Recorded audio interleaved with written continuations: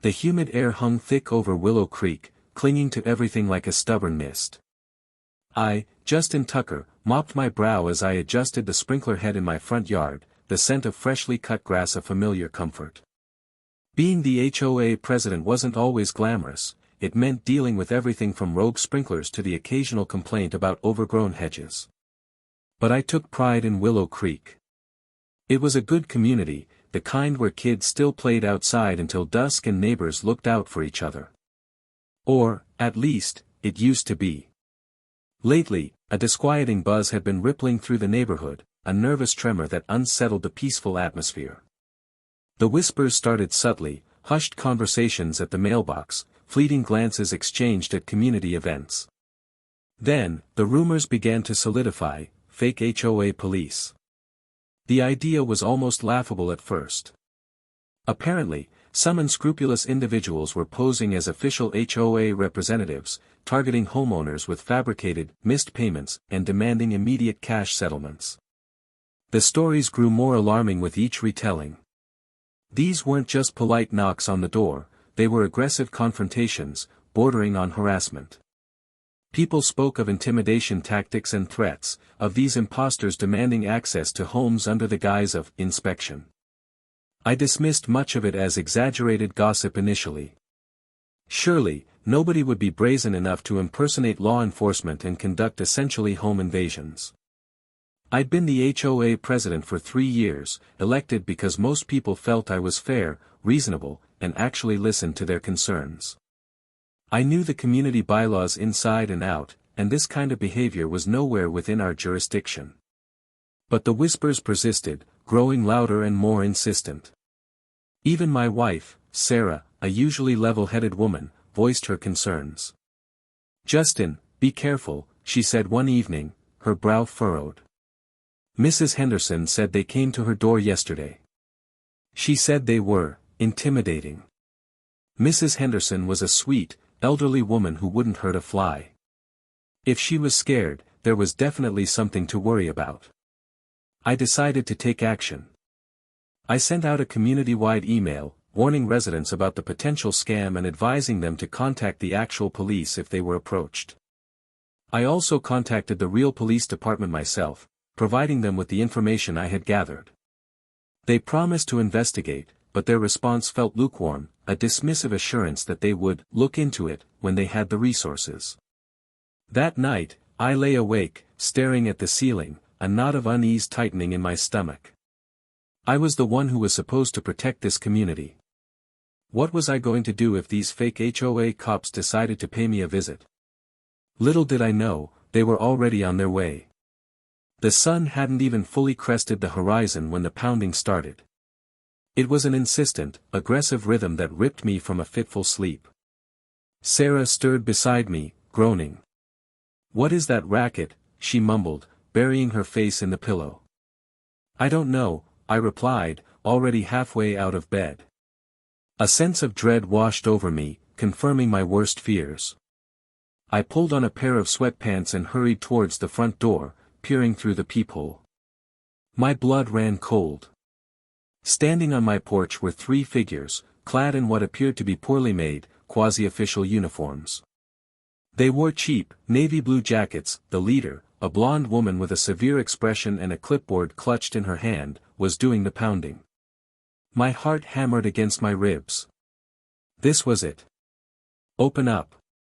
This is the Willow Creek HOA Enforcement Division," the woman barked, her voice harsh and grating. "We have a warrant for unpaid dues." "A warrant?" "The HOA doesn't issue warrants. We send notices. Then if that doesn't work, maybe a friendly phone call." This was definitely the rumored scam in action.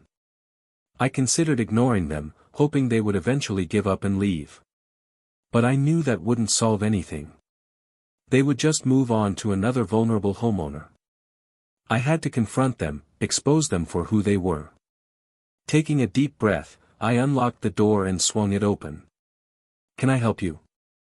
I asked, trying to keep my voice steady despite the adrenaline surging through my veins. The woman smirked, her eyes scanning me from head to toe. "Justin Tucker," she said, consulting her clipboard. "You are delinquent on your HOA payments. We have a warrant to inspect your property and seize assets to cover the outstanding balance." She shoved the clipboard towards me. "Sign here to acknowledge receipt of the warrant." The document looked like something a child had created in Microsoft Word, filled with typos and grammatical errors. The alleged judge's signature looked like a drunken scribble. This was beyond ridiculous. "This is absurd," I said, handing the clipboard back to her. "I am not delinquent on my payments, and this warrant is clearly fraudulent. I demand that you leave my property immediately." The woman, who I now recognized from community events as Lucy Cartfield, didn't flinch. "Don't play coy with me, Tucker," she sneered. "We know you're behind. We have ways of finding out these things."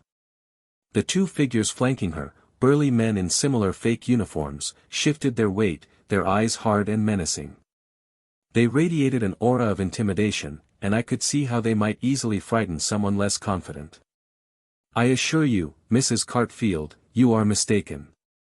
Now I am going to have to ask you to leave my house before I call the police," I said, trying to take charge of this situation before it escalates. "We're not leaving until we get what's owed," one of the men growled, taking a step forward. "You can either pay up now, or we can do this the hard way." The other man cracked his knuckles, a clear threat. I held my ground, refusing to be intimidated. "You're not getting a dime from me," I said firmly. "And if you don't leave now, I will call the police. I suggest you reconsider your actions before you end up in jail." Lucy Cartfield laughed, a harsh, unpleasant sound. "You think the police are going to believe you over us?" she scoffed. "We're the HOA Enforcement Division. We're here to protect the community." She gestured to her accomplices, and they began to advance towards me. "Then you should know me. I'm actually the president of this very HOA that you are supposedly a part of," I retorted. I was ready for a physical confrontation, but I was hoping to avoid one. I knew I couldn't back down. If I did, they would only become emboldened, continuing their reign of terror throughout the neighborhood. "I'm giving you one last chance," I said, my voice rising. "Leave my property now, or face the consequences." Lucy Cartfield's eyes narrowed, her smile vanishing. "You're making a mistake, Tucker," she hissed. "A big mistake." She nodded to her henchmen, and they lunged. I sidestepped the first man, his clumsy grab missing me by inches. The second man swung a fist, and I blocked it with my forearm, the impact jarring my bones. I wasn't a fighter, but adrenaline gave me strength. I pushed the first man back, creating some distance between us. "Sarah, call 911. I yelled, hoping she was listening. The sound of my voice seemed to momentarily startle Lucy Cartfield and her thugs. They hesitated, glancing at each other. That was all the time I needed. I reached for my phone, my fingers fumbling with the buttons.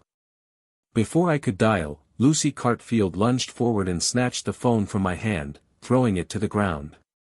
My phone shattered on the porch tiles, the screen spiderwebbing into oblivion.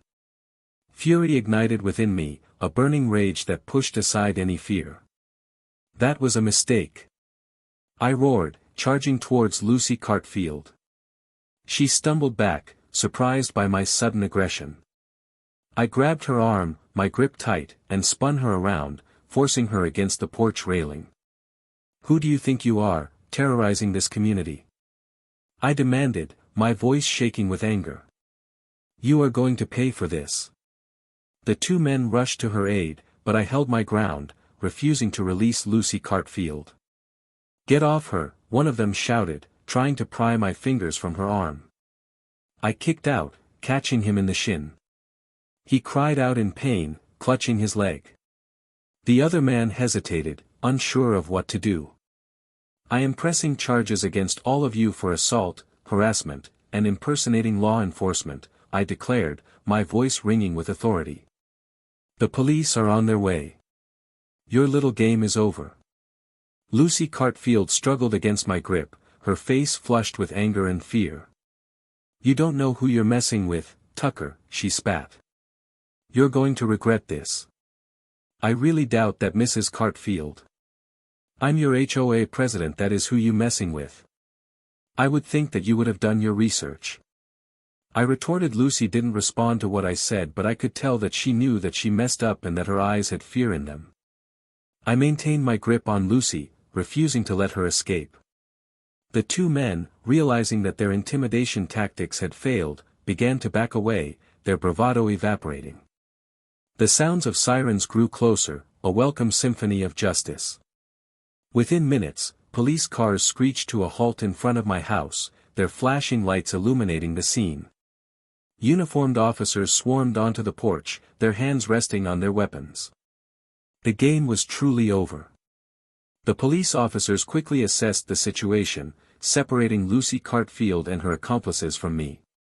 They listened intently as I explained what had transpired, pointing out the fraudulent warrant and the fake HOA uniforms. Lucy Cartfield and her cohorts, now subdued and visibly shaken, offered feeble denials, but their lies were transparent.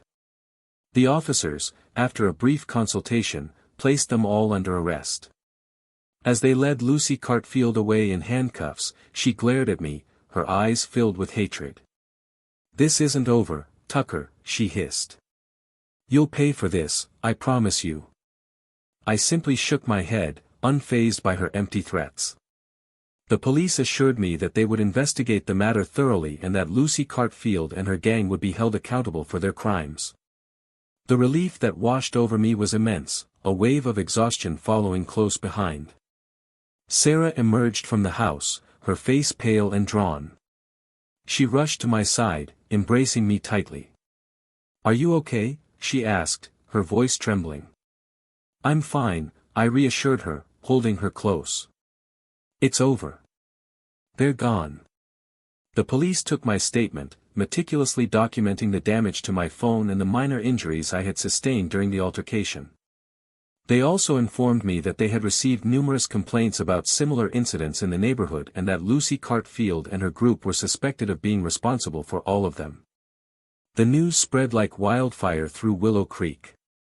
Residents, emboldened by the arrests, came forward with their own stories of harassment and intimidation. The police investigation quickly expanded, uncovering a web of fraudulent activity. It turned out that Lucy Cartfield and her accomplices had been preying on vulnerable homeowners for months, extorting money from them under false pretenses. They had even gone so far as to create fake HOA documents and impersonate lawyers to further their scheme. The community was outraged, but also relieved that the perpetrators had finally been brought to justice. I became something of a local hero, hailed for my courage and quick thinking. But for me, it was simply about doing what was right, protecting my community from those who sought to exploit it. I still couldn't believe that it was my house that they decided to come to when they knew that I was the HOA president for this community. I would have thought that they would have kept their distance. The aftermath of the fake HOA police incident was a period of healing and rebuilding. The community had been shaken, its sense of security shattered. But the arrests of Lucy Cartfield and her gang had also brought people together, forging a renewed sense of unity and purpose. I organized a community meeting to address the concerns of residents and to discuss ways to prevent similar incidents from happening in the future. We reviewed the HOA bylaws, clarifying the rights and responsibilities of homeowners. We also established a neighborhood watch program, encouraging residents to report any suspicious activity to the police immediately. I worked closely with the police department, providing them with information and resources to help them combat fraud and scams. I also made sure to communicate regularly with residents through email and community newsletters, keeping them informed about important issues and providing them with tips on how to protect themselves from becoming victims of crime. The incident had exposed some vulnerabilities within the community, but it had also revealed the strength and resilience of its people. Neighbors began to look out for each other more, offering support and assistance to those in need. Trust was slowly being restored, and Willow Creek was once again becoming the close-knit community I knew and loved. Lucy Cartfield and her accomplices were eventually convicted of multiple felonies, including fraud, extortion, and impersonating law enforcement. They were sentenced to lengthy prison terms, their reign of terror finally brought to an end. As for me, I continued to serve as HOA president, committed to ensuring the safety and well-being of my community. The experience had been a harrowing one, but it had also taught me valuable lessons about the importance of vigilance, courage, and community spirit. And next time when people were thinking about trying to pull something over on somebody, they might want to do their research before they come to their door. Willow Creek had faced a crisis, but it had emerged stronger and more united than ever before. And that, I knew, was something to be proud of.